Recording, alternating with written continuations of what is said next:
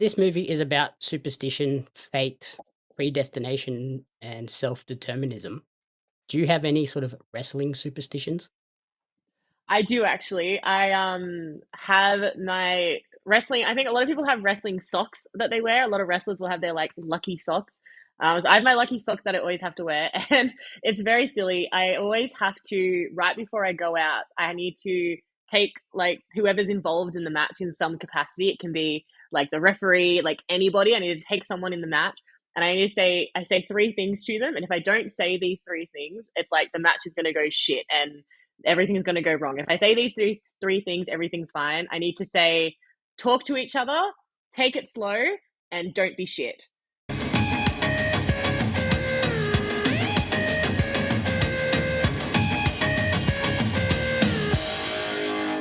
Welcome to another terrifying episode of the Commentary Booth live via satellite, where we peel back the curtain on your favorite wrestlers and their cinematic inspirations. I'm your host, Jamie Apps, and today we're tempting fate as we chat with a guest who is perhaps Australian wrestling's queen of horror, joining us live via satellite, none other than Tarlee, Woo! Oh, I love that intro. That was great. I'm adding that to my resume. the queen of horror movies. I know, I'll take it. Thanks for joining me on the show today to chat about some of your favorite movies and their influence on your wrestling career. Yes, absolutely. Before we deep dive into that, though, how big a part of your life are movies and TV? Oh my God, they're so big. I always tell people I'm not much of a reader. I'm more of a visual person. Even like growing up, I would never like be too engaged in like books or anything like that. But if you put a movie or something on in front of me, I was entertained and engaged for hours. So yeah, movies have always been a huge part of me growing as a person and pretty much developed a lot of my personality nowadays. And horror is like a big part of that fandom. Where did that all sort of develop from? I actually was a late bloomer when it came to horror movies. I didn't watch them growing up. I was too scared to watch horror movies. My pop used to watch horror movies all the time, and I remember being very traumatized as a child because I snuck out when I was meant to be asleep, and he was watching the first Child's Play movie, and it was the scene with Chucky in the fireplace at the very end of the movie when he's all like burnt up and everything. I remember watching that and I was traumatized as a child, and I'm like, I'm never touching this. This is not for me. No, thank you. And it wasn't until the 2017 It movie, which everyone should know is my favorite horror movie. I watched that and I remember being like, this is the greatest thing I've ever seen in my entire life. I'm going to make this my entire personality now. And I went and I watched every single horror movie I could, and and it all started from there. Yeah, you've even gone back and watched all of the Jason Voorhees movies, including Jason X, which you seem to really love when that's kind of I the one that most people stand don't like. I stand by it. I think for me, it was again, I didn't have the nostalgia behind the Friday the 13th movies because I didn't watch them growing up. And I sat down and I was like, I did a marathon of all of them. And then once you watch nine Friday the 13th movies in a row, they are all the same thing. It's just the same plot over and over again. And by the time Jason X came around, they took him to space and they mixed it up a little bit. And I was like, this is such a breath of fresh air. This is so nice. I never say it's a good movie. I just say it's the most entertaining one out of all of them. And Crackerjack does not enjoy that. He's a big dis uh, against you on that one. He's a big Jason X hater, but that's fine. So are so many other people.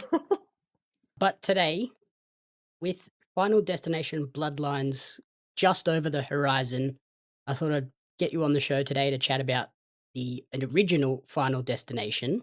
Yes. When and how were you first introduced to that particular film? I think the first one was again one of those movies that I had on in the background growing up, and I never really paid too much attention to it, but I saw little snippets of it. And once I started getting into horror movies, I realized my specialty or like my niche in horror movies is like gore. Like I love gory, bloody, over the top deaths in horror movies. And so I was like, okay, well, we need to eventually watch Final Destination. That's gonna be the one that everyone talks about. And it's so entertaining. Like the plots are very straightforward, and you're just kind of waiting for the next person to die. But the way that they are able to continue to like top every death even as like the series goes on, you know that they're sitting in a room and they're all like, how can we murder someone more gruesomely this time? Like, what is the most effed up way that we can murder someone? And I'm gonna enjoy it every single time. It sounds like you are probably a big fan of, like, the Saw series, the Hostel series as well. Love it. I have a Billy the Puppet tattoo on my leg. You can't see it right now, but I have a Billy the Puppet over there in my living room. I love the Saw franchise. And with the Final Destination films, I think if you are a big fan of the gore, I think this new one, I think that's gonna be right up your alley. I feel like they're Yes, gonna I love fit it.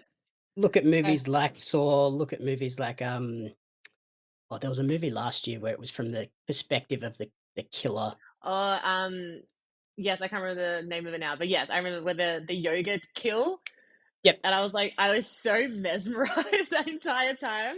Again, like watching so many horror movies, it's generally I'm impressed when a horror movie is able to like gross me out, and watching that, like the sound effects behind it, I was like, this is the coolest thing I've ever seen in my life.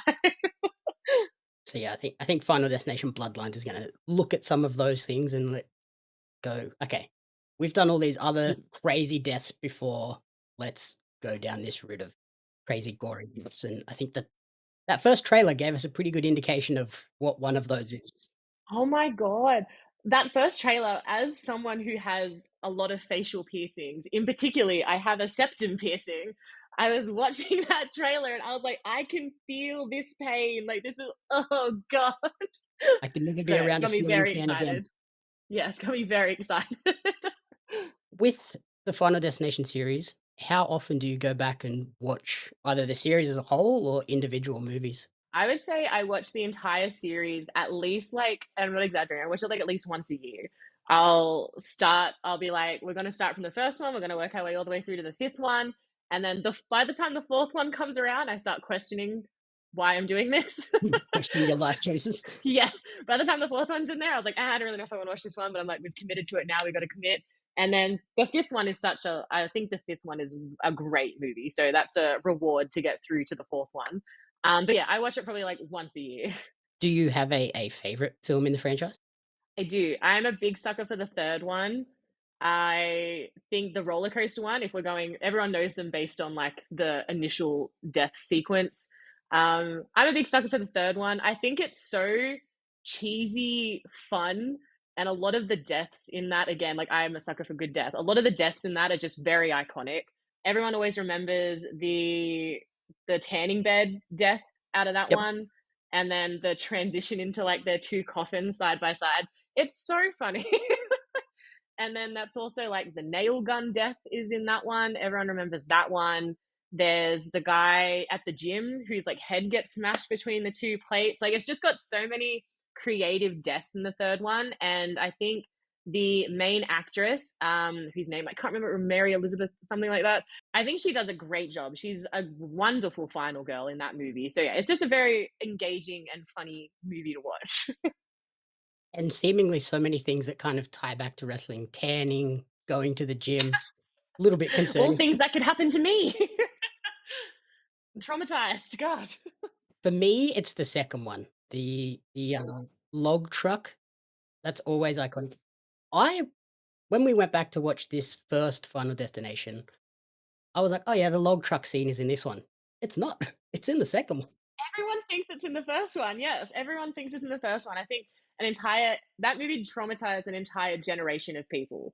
You know, everyone that's watched Final Destination 2 when you are on the highway and there's a log truck and no one is driving behind it. Are you a trading card collector or a fan of Australian pro wrestling? If so, you're not going to want to miss out on the limited edition Australian wrestling cards. Each set includes 50 packs of 10 cards, including some of the country's top wrestling talents like Robbie Eagles, Shane Haste, Madison Eagles, Hartley Jackson, and they have Shaza McKenzie listed, although she is not a favorite. the velocities, and a lot more. There's wrestlers, referees, announcers, commentators that are featured, giving you a full appreciation of the Australian independent scene. The cards sold out a lot faster because cards are hot right now, as I'm sure Jeremy Lambert will tell you.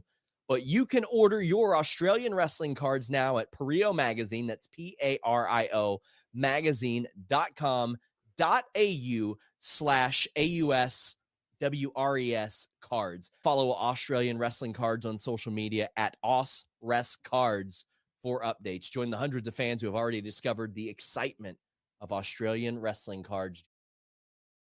First one, with the initial sequence being the plane crash, a little bit concerning in the current climate in the US. God. Very concerning. And like, I think everyone that again has seen Final Destination, you get on a plane and you have that moment where you're like, make sure you take in every tiny little detail that you can. You never know. You might have to reset this and get out of here. Yeah, yeah. God. And then I always wonder, I'm like, I don't know if you do, if you ever have that thing where you're like, I wonder what I would do in that scenario. Like if I woke up out of a vision, would I panic and try and get off the plane, or would I think that I'm having like a mental breakdown and just kind of be like, oh well, it is what it is. Like, Yeah, I would probably just do the latter and be like, "No, that can't be right," and yeah, I'd then be like, that's fine. I don't want to suffer the make a scene. It's consequences. okay. I don't want to be an inconvenience to anybody. On that note, I don't understand why the jock character gets involved. All he does is get Yes. himself kicked out of the He's plane, when if he just sat he there and starts shut to up, he wouldn't fight. have been on the Yeah. phone. I'm like, just let him do his thing. It's okay. The guy's having a breakdown. Let him get off the plane. You don't it's not concerning you, buddy. Exactly. There's always that one guy that just has to stick their nose in. I'm like, "Just leave it alone. It's Yeah. got nothing to do And with you." there's that was it Clear that's just like, "Oh, cool, I'll just get off the plane too. Don't worry about it." She's just like minding her business. She's like, "Ah, may as well." She's like, "Oh, he seems to be freaking out pretty good. There must be some reason for that." So she If everyone joins. else is doing it, I may as well go too. Also, something we probably should note, uh, rest in peace, Tony Todd, who passed away November last year. Final Destination Bloodlines will, I think, be his, like, last role. Yeah, I think they announced it was gonna be his last role that he's in, and it was such a shocking announcement. I think I had just gotten back from America and I was, like, landing in Brisbane for my show in Brisbane, and I got off the plane, it was, like, the first thing that popped up on my Twitter was, like, Tony Todd, announced dead. I was like it was one of those ones where you take a second, you're like, "This is a joke. This isn't like, someone's trolling me right now." And yeah, it was such a sudden, death. It was quite upsetting. And yeah, as a big horror watcher and fan, that's a iconic person to pass away. That's a horror icon. That's Candyman. This is the OG Candyman. Like, what are we gonna do now? So I'm glad that he was around for at least this last Final Destination. I feel it wouldn't be the same without him in it. Yeah, if they go on and do any after this, it's gonna feel a little bit strange A not little bit having him odd. involved at all. Yes, yes. It would be like trying to have a Saw movie without Jigsaw in it. Mhm. Like, you just don't do it. You can't do it. They Yep. tried it and it didn't work. So then also in the cast, we have a very young Devon Sawa in the lead role, a young Sean William Scott, who most people would know as Stifler, Ali Larter, who has now gone on to be the mum in Taylor Sheridan's new show Landman, which really wigged me out watching Final Destination, being like, "Oh, You're like, "Oh, Sarah, who's that?" she's a mum in that show now, and her daughter in that show is basically the same age as she is in this movie." It So was wild. very weird. And Sean William Scott, it's also weird seeing Stifler being bullied in this movie as well. Yeah, it doesn't make sense. Like, I think it's Doesn't the only movie he's ever in where he's like this type of like where he's the victim in things. Yep. He got typecasted a lot after that. Yeah, once he broke out in American Pie, he was just Yeah, the stereotypical jock you're bully just guy. Stifler now. And also, this movie shows, Princess Diana accident photos, which really sort of sets the time period, and, um, I also wrote down that you definitely cannot say the plane is going to blow up in an airport these days. You cannot do that. Like, you are getting arrested so fast. Like, they are not letting you leave that interrogation room, especially if the plane does blow up immediately afterwards. You are not leaving that interrogation room. Yep. Yeah, you're not going to the memorial service a week or 2 later. No. But you also wouldn't have to fight to get off the plane. I think if you just said that, they'd be like, "All right, They're off we go." like, "Please get off. Like, we are not leaving now." And then this movie is about superstition, fate, predestination, and self-determinism. Do you have any sort of wrestling superstitions? I do actually. I have my wrestling. I think a lot of people have wrestling socks that they wear. A lot of wrestlers will have their like lucky socks. So I have my lucky sock that I always have to wear, and it's very silly. I always have to right before I go out. I need to take like whoever's involved in the match in some capacity. It can be like the referee, like anybody. I need to take someone in the match, and I need to say I say three things to them. And if I don't say these three things, it's like the match is going to go shit, and everything's going to go wrong. If I say these three things, everything's fine. I need to say, talk to each other, take it slow, and don't be shit. Those are the three top things you need to be. And the don't be shit one is very important. Just don't be shit. Just be good. Did that start anywhere in particular? I honestly don't know. Don't be shit came from J Law, my coach from APWG. That was like something that he said. I don't know if that was a thing he said all the time. Maybe he said it only like once or twice.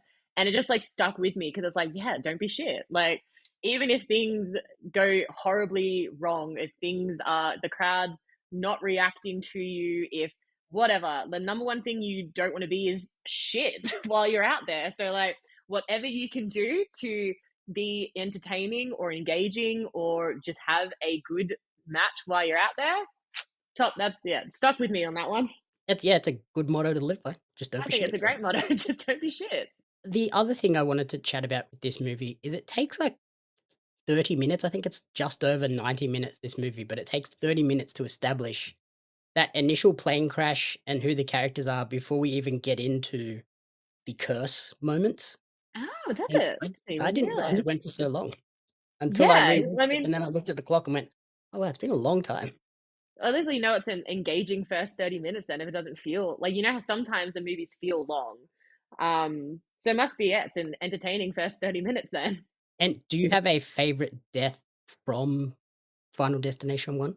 Ooh, from the first one, probably, his friend, the one in the shower, because I remember when he, like, strangles himself, I remember his eyes going, like, bloodshot, like, they zoom in on his eyes, and that's such a terrifying concept to be, like, I don't know, just in your own home, so close to safety and just unable to do anything about it. But I also remember that's the death where the I think Death cleans up after himself afterwards. He like sucks the water Or the back water sucks back into the drain? I was like, why did you do that? It's so silly. But probably that one is the one that stands out to me most. The shot of his eyes going bloodshot is just very terrifying. Really enjoy the one where the girl gets hit by the bus, just because it is so shocking and out of nowhere. You're like, "Oh," Yeah, because you kind of forget they're arguing, I believe, on the street. Like, you kind of forget for a moment what the movie's about until she just steps out and the bus comes. You're like, "Oh, yeah." but I do love that the movie does a great job of, like, teasing all of the deaths as well. Like, we see with that bus crash, we see a bus in the reflection of the window. The teacher who dies in the fire and, Mhm. like, stabs herself, on Yes. her front door, she has, like, a stained glass window, Oh, and it's yeah, a yeah, stained yeah. glass window of a dagger, and then she gets Really? stabbed by a knife. Ah, I didn't know that one. That's so cool. That's me. I love when movie put, like, creative things behind it that when you watch it, like, a second or a third time, you're able to pick up on those little things, and you're like, "Oh, yeah." And that's, like, the fun part, like, it teases you and goes, "Oh, this is how this person's going to die," and then it takes it a different way, and you go, "Okay, no, they're not gonna die that way, they're gonna die this way instead." Like, Mhm, yeah.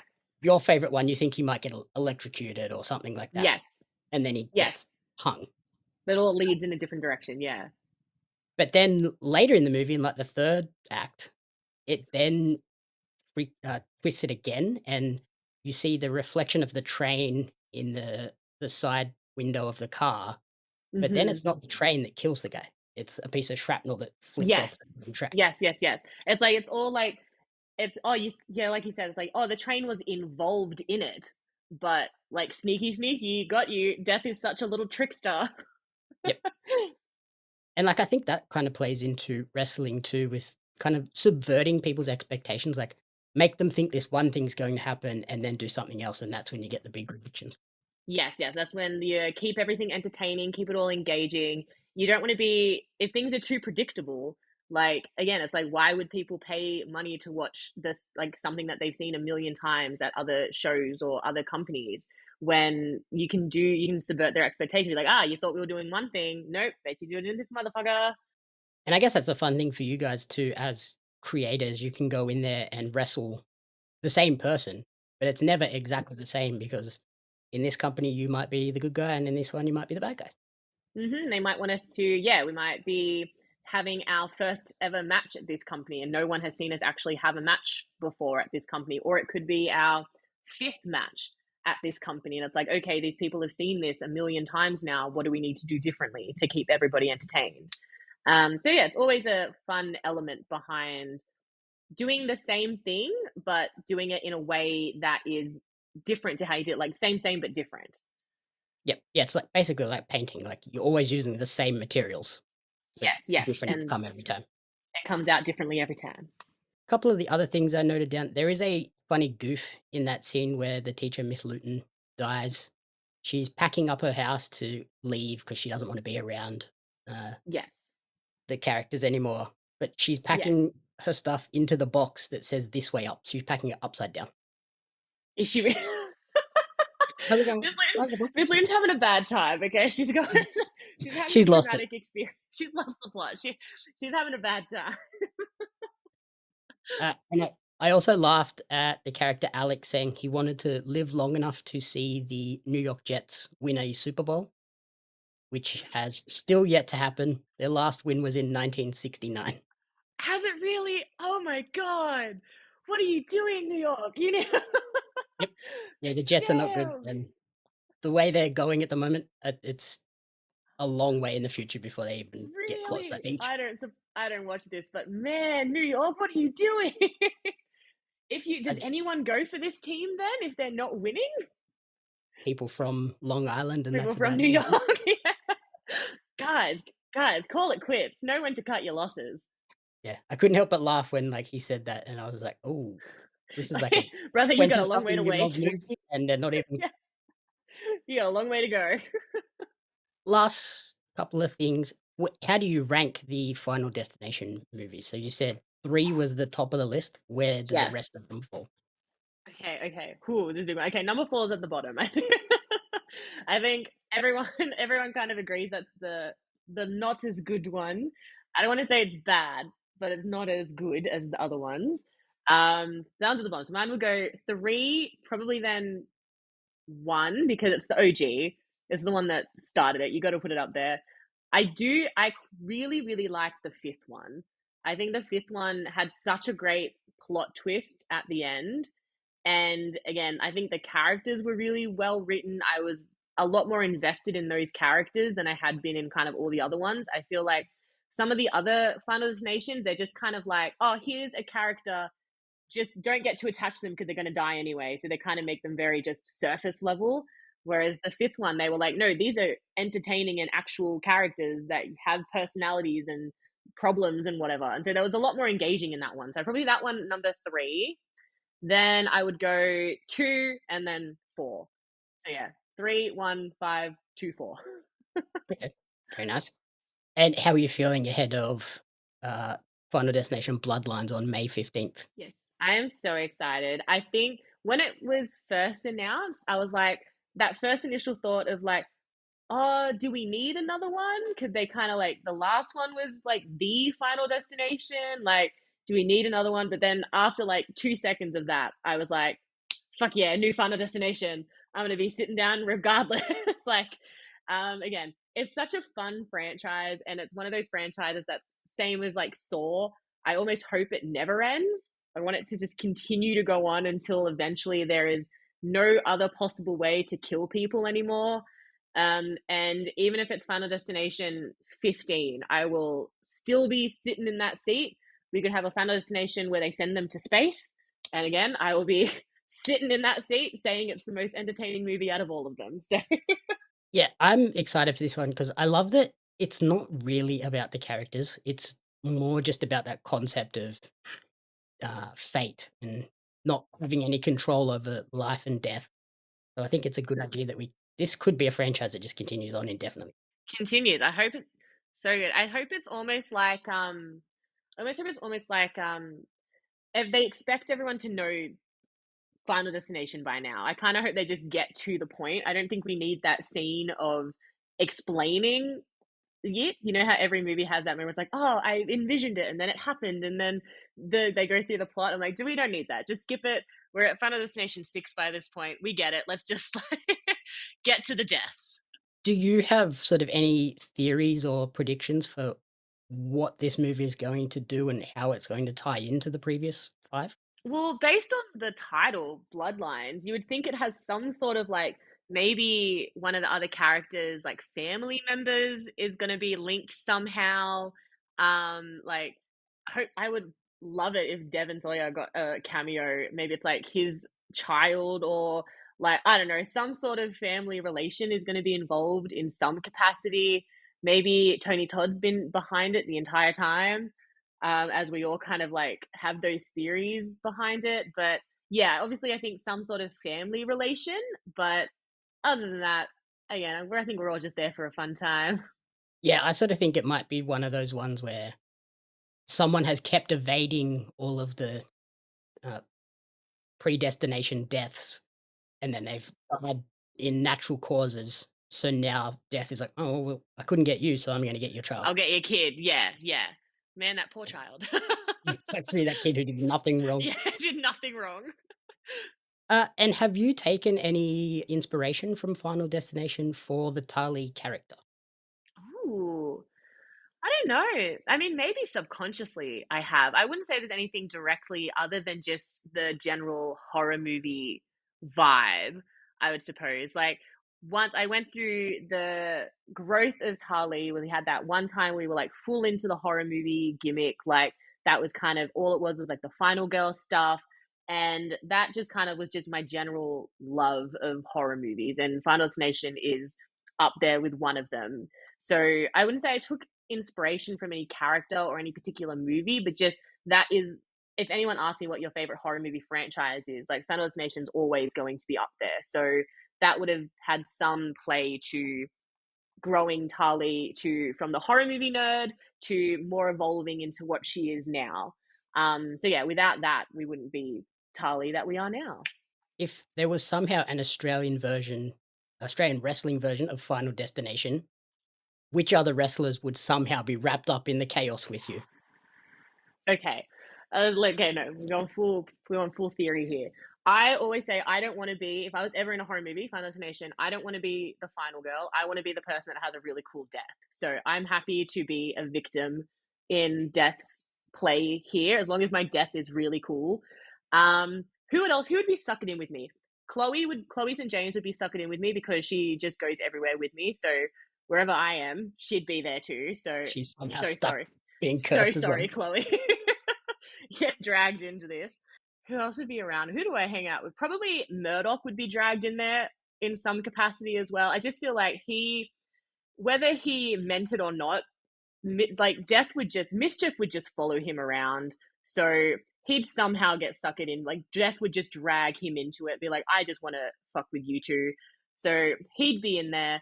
Crackerjack and Gore would be there because again, we need someone in this movie that has some chance of surviving.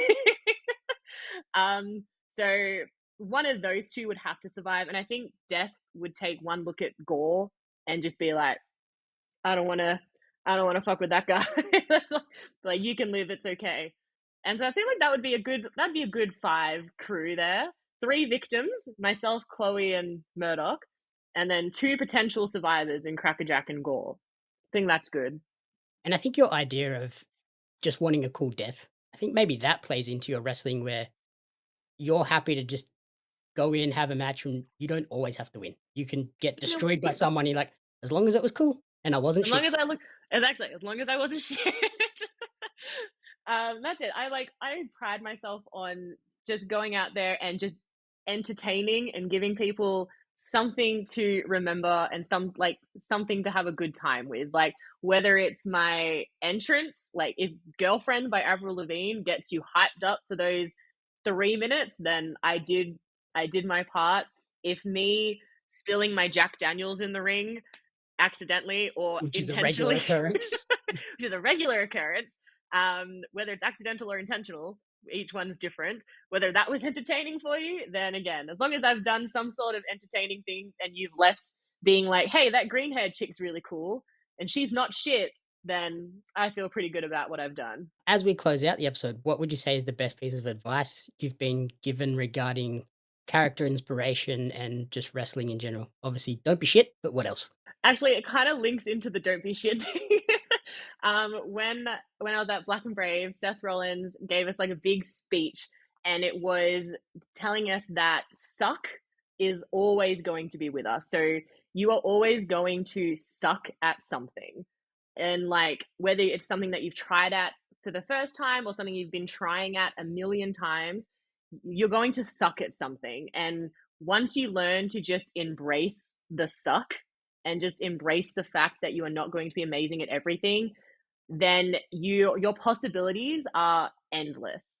Like you don't need to be the highest flyer of the wrestling business. You don't need to be the buffest person. You don't need to be the strongest person. As long as you just embrace what you are good at and don't let the suck take you down, you can do a million things in wrestling. And so that was one of those things where I was like, yes, embrace the suck. Don't be shit. Embrace the suck. And those are my two life mottos, really. Yeah, and like once you know what your weakness is, you can kind of hide it a little bit and focus on the things you are really good at. Yes, yes. And it really helps you learn what you are good at because you're like, okay, cool, I'm not good at this thing, but hey, I really nailed this thing over here. So I'll just keep doing this and keep growing this one thing. And then no one's going to question me on this. As we look ahead, what's in store for you in wrestling? I've got a pretty big year planned. I am hopefully doing a couple overseas trips this year. One is locked in 100%. Not going to announce anything just yet, but got one overseas trip planned and another one hopefully on the horizon. My next show will be Renegades of Wrestling on March 9th. We've got the Rumble show, so I will be involved at that show in some capacity. My match hasn't been announced yet, but I am on that show. And I have a lot of little other companies, little nidbits here and there, but I'm definitely popping up around Australia this year, which is very exciting. Awesome. So, where is the best place for people to support you and track the wrestling journey moving forward and keep up to date with all those show dates and announcements? Yeah, I'm very active on Instagram and Twitter or X, Instagram and X, at Tarlee Official for both of them. And I have a merch site if you wanted to support me in any way. You can buy t-shirts, stickers, 8x10s, anything like that. And the links for that are in my bios in Instagram and X as well. Awesome. Alrighty. Thank you, everyone, for listening to the commentary booth live via satellite. If you enjoyed the show, please remember to rate, review, and subscribe on podcast services and YouTube. You can follow me on social media at JamyUps Media and at Barrier Magazine. And Harley, thank you for taking the time to chat with me, and we will maybe get you back for Final Destination Bloodlines. Yes, our review episode.